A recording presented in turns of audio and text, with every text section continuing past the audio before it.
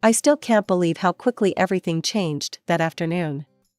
One minute I was driving back from meeting with my realtor, excited about possibly buying my first apartment, and the next minute is mostly a blur. My name is Sheila, and I'd spent the last hour discussing mortgage options and looking at a promising 2-bedroom apartment that was finally within my price range. The meeting had gone well, and I was feeling optimistic about my chances of getting approved for the loan. I remember pulling out of the realtor's parking lot and heading down Marshall Street. The sun was bright, and I had to adjust my visor to see properly. That's probably why I only caught a glimpse of the other car in my peripheral vision before everything went sideways, literally. The impact was deafening. Metal crunched against metal as the other vehicle slammed into my car at high speed. I felt my car being dragged across the pavement, the world spinning around me in a sickening blur. Then came another crash, this time into something solid. I later learned it was a utility pole. After that, everything gets fragmented. I was trapped in the twisted remains of my car, the steering wheel pressed uncomfortably against my chest. There was a strange smell, burning rubber maybe? And voices, lots of voices, coming from somewhere outside. I tried to respond but couldn't tell if any sound actually came out. Through my hazy vision, I could see flashing lights, red and blue strobes, that made my growing headache even worse. The next clear memory I have is of firefighters cutting through my car. The sound of metal being torn apart was horrifying, but I was too dazed to feel properly scared. They worked quickly, talking to me the whole time, though I can't remember what they were saying. When they finally got me out, everything became a whirlwind of activity. Paramedics transferred me to a stretcher, asking me questions and shining lights in my eyes. They were moving fast, which I guess should have told me how serious it was. "You need emergency surgery," one of them told me as they loaded me into the ambulance. "Is there anyone we should contact?" "My phone," I managed to say, my voice sounding strange to my own ears. "Call my parents. They're in my contacts, Mom and Dad." The last thing I remember is being wheeled through bright hospital corridors, fluorescent lights flashing past overhead. Someone in scrubs was telling me they were about to put me under anesthesia. Then everything went black. The first thing I noticed when I opened my eyes was the emptiness.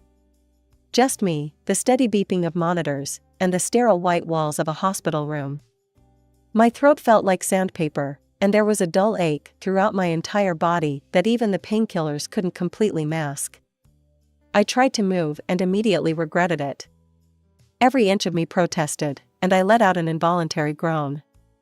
That must have alerted someone, because moments later a nurse walked in, clipboard in hand. "Good to see you're awake," she said, checking my vitals. "How are you feeling?" Like I got hit by a truck, I managed to croak out. "How long was I out?" "About 12 hours. The surgery went well." She adjusted something on my foredrip. "You're lucky, it could have been much worse." I glanced around the empty room again, before asking the question that was really on my mind. Did my parents come by while I was under? They should have been contacted. The nurse's expression changed slightly, just a flicker of discomfort crossing her face. She busied herself with checking my chart before responding. "We did reach your mother," she said carefully. "We informed her about the accident and your condition, but..." She paused, seemingly choosing her words. "She said they wouldn't be able to come. Something about your sister's high school graduation."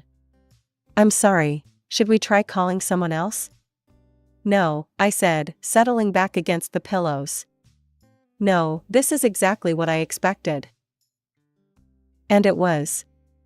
Some might find it shocking that parents would choose a high school graduation over visiting their critically injured daughter in the hospital, but I knew better. This was just another chapter in a story that had been playing out my entire life. You see, I was born first, a difficult delivery that nearly killed both me and my mother. The doctors told my parents afterwards that the chances of having another child were practically non-existent. For 7 years, I was an only child, though looking back, I realize I was never quite enough for them. Then came the miracle. Against all odds, my mother got pregnant again. Emma was born healthy and perfect, and from that moment on, everything changed. No, that's not quite right, everything crystallized. The pattern that had always been there just became more obvious. Emma was their miracle baby, their second chance, their perfect daughter. Every wish was granted, every whim indulged. New clothes, the latest toys, the best of everything. Meanwhile, I learned to make do with hand-me-downs and clearance rack specials. The contrast was most obvious on birthdays. I remember my 13th birthday clearly. I got a modest set of colored pencils I'd been asking for. Before I could even properly thank them, they presented Emma with an expensive new dollhouse. So she wouldn't feel left out, they said, as my 6-year-old sister smirked at me over her much larger present. That became the pattern. Every celebration of mine had to include something for Emma, and her gift was always better. If they didn't, she'd throw epic tantrums, crying about how unfair it was that I got presents when she didn't. Rather than teach her about taking joy in others' happiness, my parents solved the problem by making sure she always got the better end of any deal. By the time I reached high school, I'd learned 2 important lessons. I couldn't count on my parents for anything, and the only way out was through my own hard work. My parents made that clear enough without ever actually saying it. The money was being saved for Emma's future. So I threw myself into everything I could. While other kids were hanging out at the mall or going to parties, I was staying late after school, building my resume. I studied like my future depended on it, because it did. Advanced placement classes, honor roll, academic competitions, you name it, I was there. "Sheila, would you be interested in starting a school newspaper?" Mrs. Rodriguez, my English teacher, asked me one day after class. "We need someone organized and dedicated to run it." I didn't just start the newspaper, I turned it into something the school had never seen before. We covered real issues, not just pep rallies and lunch menus. When the principal saw what we were doing, he approached me with another idea, a school TV station. We started broadcasting morning announcements, covering school events, even doing investigative pieces about local issues affecting students. Teachers couldn't stop singing my praises. The principal even wrote me a glowing college recommendation letter, calling me one of the most exceptional students in our school's history. But at home? Nothing changed. My parents barely noticed my achievements, too busy cooing over Emma's participation trophy from her soccer tournament or her B in math. The only person who seemed to notice my success was Emma herself, and not in a good way. "God, it's so annoying," I overheard her complaining to Mom one day. "Everyone at school keeps calling me Sheila's sister. Like I'm not even my own person. It's not fair." Instead of explaining to Emma that she could make her own name for herself through hard work, Mom just hugged her and said, "Don't worry, sweetie. You're special in your own way." All that work paid off though. When college acceptance letters started arriving, I had options, actual, real options. But the best one was from State University, 2 states over. Full scholarship, including room and board. When I told my parents, they barely looked up from helping Emma with her middle school science project. I left for college that fall, with Emma just starting 6th grade. The distance felt good, necessary, even. I got a part-time job at the campus coffee shop to cover my personal expenses, threw myself into my studies, and started building a life that had nothing to do with being the less favored daughter. My parents would call occasionally, but the conversations were always the same. Emma made the junior high cheerleading squad, where Emma got the lead in the school play. Never "How are your classes going?" or "Are you eating enough?" were any of the normal questions parents typically ask their college students. After 4 years of building my own life at college, I made what was probably my biggest mistake. I went back home. I guess some part of me hoped things would be different now that I had a degree. They weren't. From the moment I walked through the door with my boxes, my parents acted like I was an unwanted houseguest who had overstayed their welcome. Mom would make these pointed little comments over breakfast about young adults who can't leave the nest, while Dad would casually leave apartment rental listings on the kitchen counter. Emma, now 15 and fully embracing her role as the family princess, was the most direct about it. "Why do you have to stay here?" she complained one morning, glaring at me across the breakfast table. "It's so embarrassing having my old sister living at home. None of my friends' siblings do that." I wanted to point out that most parents actually help their kids during the post-college transition, but what was the point? Instead, I threw myself into job hunting. I must have sent out 100 applications that first month. Finally, I landed a position as a junior project coordinator at a tech company. The salary wasn't huge, but it was enough to start saving for my escape. I worked extra hours, skipped lunch breaks, and saved every penny I could. After 2 months, I had enough for a security deposit and first month's rent on a tiny studio apartment. The day I moved out, Mom actually looked relieved. "Don't forget to return your house key," was all she said as I carried out my last box. That little studio apartment might have been small, but it felt like paradise. For the first time in my life, I had a space that was completely mine.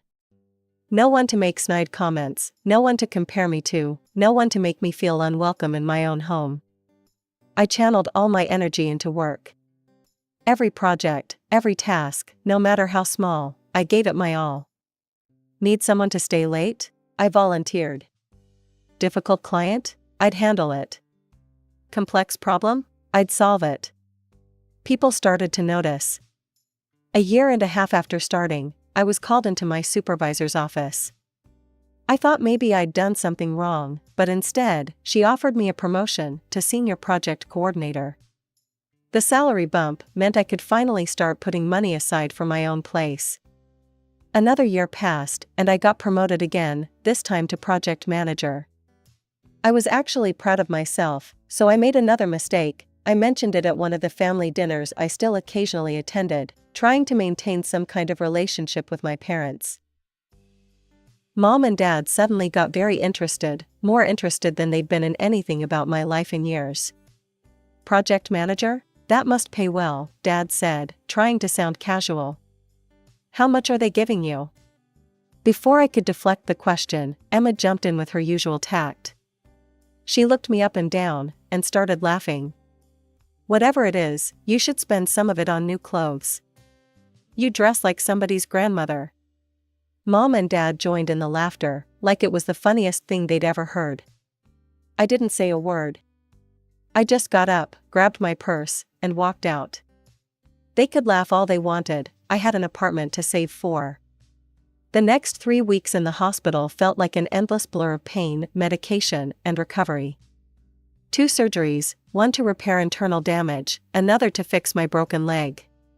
The doctors said I was lucky to be alive. My hospital room looked like a flower shop. My boss sent a huge arrangement with a note saying my job was secure and to take all the time I needed to recover.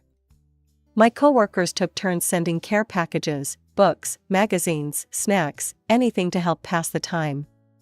Even my old school friends, who I hadn't seen in years, called to check on me. My phone buzzed constantly with messages and calls from relatives and friends. Aunt Sarah called every evening to check my progress. My cousin Mike offered to drive up and help when I got discharged. Even my old college roommate Lisa reached out after seeing a post about my accident on social media. But nothing from my parents. Nothing from Emma.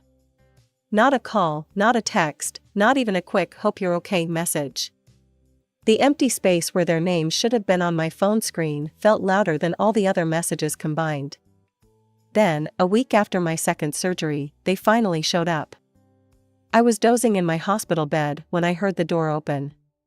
For a brief moment, my heart lifted, they'd come after all. Maybe the accident had made them realize. "Sheila." Mom's voice was sharp, cutting through my hopeful thoughts. "Good, you're awake."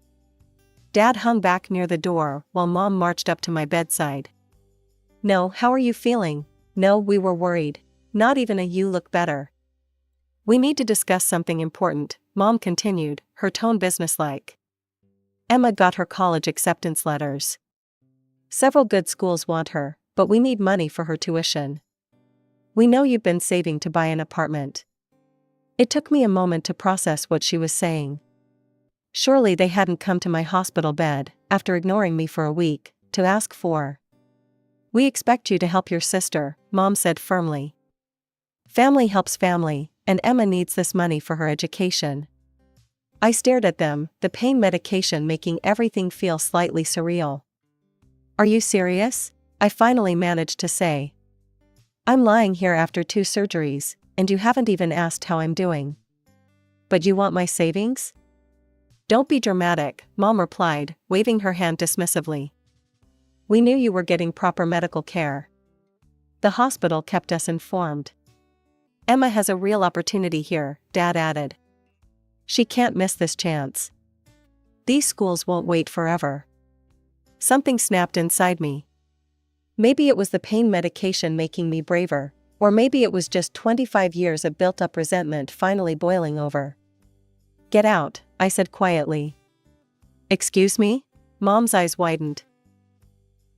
I said get out. My voice grew stronger. For my entire life, you've made it clear that Emma matters more than me. Every birthday, every achievement, every milestone, it was always about her. I worked my way through college while you saved money for her. I built my career from nothing while you praised her every tiny accomplishment. And now? I gestured at my hospital bed, at the machines monitoring my vital signs. I almost died in that accident, and you couldn't even be bothered to visit until you wanted something from me. Now, Sheila, Dad started, finally stepping away from the door. You're being unreasonable. Unreasonable? I laughed, and it hurt my ribs. I'm unreasonable for wanting my parents to care that I almost died? I'm unreasonable for wanting to keep the money I earned to pay for my medical bills and buy my own apartment? No, not this time. I'm not giving you a penny of my savings for Emma's college. Mom's face turned an alarming shade of red. After everything we've done for you. Everything you've done for me? I cut her off. What exactly have you done for me? Name one thing. One single thing you've done for me that didn't somehow end up being about Emma. The silence that followed was deafening. They stood there, mouths opening and closing like fish out of water, clearly shocked that their reliable doormat of a daughter had finally stood up for herself. You'll regret this, Mom finally said, her voice cold. She grabbed Dad's arm and pulled him toward the door. They didn't even say goodbye. Just stormed out, letting the door slam behind them. The noise made my head throb, but I didn't care. For the first time in my life, I'd stood my ground with them. My phone buzzed about an hour later. Then again, and again. I picked it up to find a stream of messages from Emma. How dare you refuse to help me with college? You're just jealous, because I got into better schools than you ever could. You're so selfish. You don't need an apartment that badly. Mom and Dad are right, you're being completely unreasonable. The messages kept coming, each one more angry than the last. But it was the final message that made my blood run cold. You know what? I wish you had died in that stupid accident. Then at least your money would have gone to something worthwhile, my education. I stared at the phone screen for a long time, my hands shaking. My baby sister, the miracle child, the one they'd all protected and coddled and spoiled, had just wished me dead. Over money. My finger hovered over the delete button for a moment. Part of me wanted to erase her words, to pretend they'd never existed. But something stopped me. Instead, I took a screenshot and saved it to my cloud storage. After 5 weeks of hospital food and uncomfortable beds, coming back to my apartment felt like heaven, even if I needed help from a nurse to get up the stairs. Everything hurt, and the doctors had given me a long list of recovery exercises and physical therapy appointments, but at least I was home. The first thing I did was call my boss, Mark. I'd been worried about work, even though my colleagues had assured me everything was under control. Sheila, Mark's warm voice, came through the speaker. How are you feeling? Are you settling back in okay? I'm home, but everything's still pretty rough, I admitted. The doctors say I need at least another month before I can think about coming back to work. I'm sorry about. Stop right there, he cut me off. Your health comes first. Just focus on getting better. Your job will be waiting for you when you're ready. I was just starting to feel optimistic when my phone buzzed with a social media notification. My mother had made a post, and I'd been tagged in it. My stomach dropped as I started reading. As a mother, it breaks my heart to see such selfishness from my own daughter. After everything we've done for Sheila, she refuses to help her sister get an education. Emma got accepted to several prestigious colleges, but now she might miss this opportunity because her own sister is too greedy to share her money. How can anyone be so cruel to their own family? Emma's dreams are being crushed because of pure selfishness. The comments started rolling in immediately. I can't believe she would do that to her own sister. Family should always come first. What kind of person denies their sibling an education? She must be heartless. I watched as relatives and family friends, people who'd known me my whole life, piled on, condemning me without knowing the full story. Aunt Linda called me disgraceful. My mother's best friend Susan wrote about how disappointed she was in me. My hands were shaking as I clicked the reply button, but my voice was steady as I typed. Let me add some context to this story. 5 weeks ago, I was in a near-fatal car accident. I had 2 major surgeries. I spent 5 weeks in the hospital. During that time, my parents visited exactly once, not to check on my health, but to demand my savings for Emma's college fund. They didn't ask how I was doing. They didn't care about my recovery. They just wanted my money. For those wondering why I said no, I need that money for my medical bills and recovery. But even if I didn't, I earned every penny of it myself. I put myself through college without any help from my parents. They were saving for Emma's education then too. And for those who think I'm being cruel to my sister, let me share what she wrote to me while I was still in the hospital. I attached the screenshot of Emma's message. I wish you had died in that stupid accident. Then at least your money would have gone to something worthwhile, my education.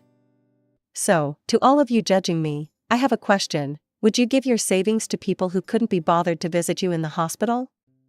To a sister who wished you had died? To parents who have always made it clear that you matter less than your sibling? The silence that followed felt eternal. Then the new comments started coming in. Oh my God, Sheila, I had no idea. Emma said what? I can't believe they didn't even visit you in the hospital. You're absolutely right to keep your money. Focus on your recovery. Even Aunt Linda and Susan deleted their previous comments and posted apologies. The tide had turned completely, but I felt no satisfaction in it. Just tired. So very, very tired. It's amazing how much can change in 2 months. The physical therapy worked wonders. I'm walking normally now, though my leg still aches a bit when it rains. The scars are healing nicely, and last week I finally returned to work. The car insurance covered the full value of my totaled car, and I used it to buy a newer, safer model. The first time I got behind the wheel after the accident, my hands were shaking, but each drive gets a little easier. The health insurance payout was even better than I expected. I'd taken out a comprehensive policy 2 years ago, thinking it was just the responsible thing to do. Never imagined I'd actually need it, but now I'm thankful for past me's foresight. Between that and the company insurance, all my medical bills are covered, and there's still plenty left over. Yesterday, I signed the preliminary paperwork for my apartment. The down payment is ready to go, and I'm meeting with the bank next week to finalize the mortgage. Aunt Sarah called last week to keep me in the loop, as she put it. My parents had to take out a substantial loan to cover Emma's college tuition. They're not happy about the interest rates, but they didn't have much choice. They'd already promised Emma she could go to her dream school. 10 years ago, even 5 years ago, hearing that would have hurt. I would have felt guilty, would have wondered if I should have helped after all. But now I feel nothing. No guilt, no satisfaction, no anger. Just nothing. I deleted my parents' numbers from my phone. Blocked Emma on all social media. Changed my email address. Some might call it running away, but I see it differently. I'm not running from anything, I'm walking confidently toward the life I built for myself. The movers are coming next month. I've already started packing up my rental apartment, sorting through what to keep and what to donate. Last night, while going through old boxes, I found a photo from my high school graduation. I'm standing alone in my cap and gown, grinning at the camera. My parents aren't in the picture, they were busy with Emma that day. I put the photo in the keep pile. Not out of nostalgia, but as a reminder. That girl in the graduation gown didn't need her parents' support to succeed, and neither does the woman I've become. Sometimes you have to build your own life, your own support system, your own home. And that's exactly what I've done.